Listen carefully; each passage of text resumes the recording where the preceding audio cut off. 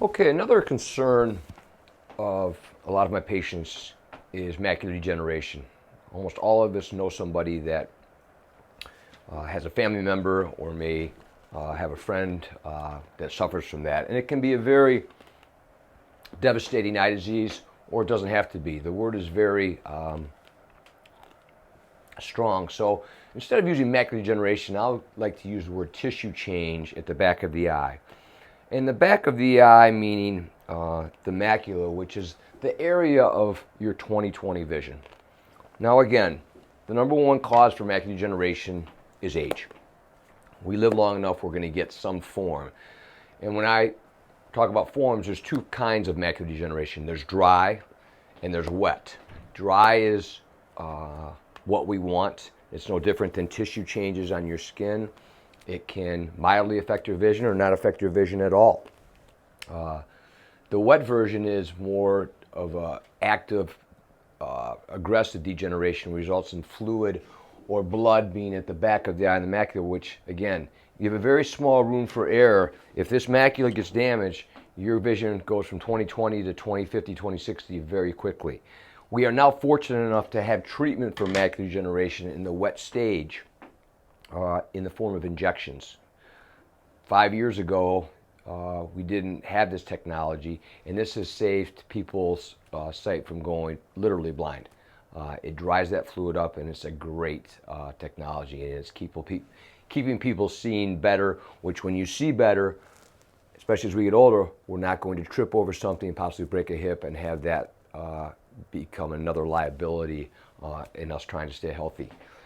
Most people with macular degeneration, not most, all, should monitor at home with what we call an Amsler grid, but this is just a test that we will do once or twice a month, put it on your refrigerator. We'll cover one eye, look at that, and we're just looking for any waviness. So if there's ever any changes in that, this is what I'll give my patients with that to monitor that.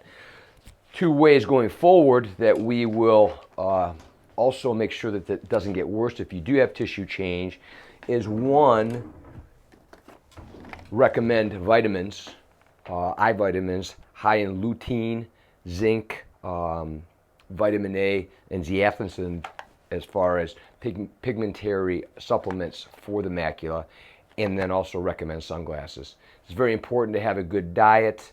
That's why we talk about cod liver oil, protein supplements, and again, all these omega-3s and good dietary supplements planning is why it's so important to keep that macula healthy.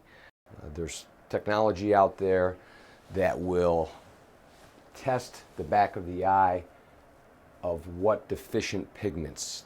The macula requires 3 different pigments to have a healthy macula to prevent macular degeneration from causing vision loss. And this technology is coming out, and I think will be very critical to catching macular degeneration earlier. Once you are diagnosed with that or it affects your vision, a couple of ways that you can combat that if your vision is greatly affected. As I said before, you have injections that can slow down the wet version of macular degeneration. But if you or a family member or loved one have that disease, you want to have the best light you can. Light is your friend, to shine on the object when you're reading, because that will make life a lot easier. Large print is critical when reading, as well as TVs. With these big screens now, you can get 60-inch TVs, and that will make somebody with macular degeneration or decreased vision that much better quality of life. Again, it's a very important disease to catch early, because once you lose your vision, if you trip, then a broken hip, and that's when things start to go downhill. But again, Avery Eye Care, your eye doctors, will keep you posted on this new technology. It's called Maculogics, which is the best technology now to catch macular degeneration early. Going forward, to prevent it, again, sunglasses, smoking, and sleep apnea has been a huge link to causing macular degeneration.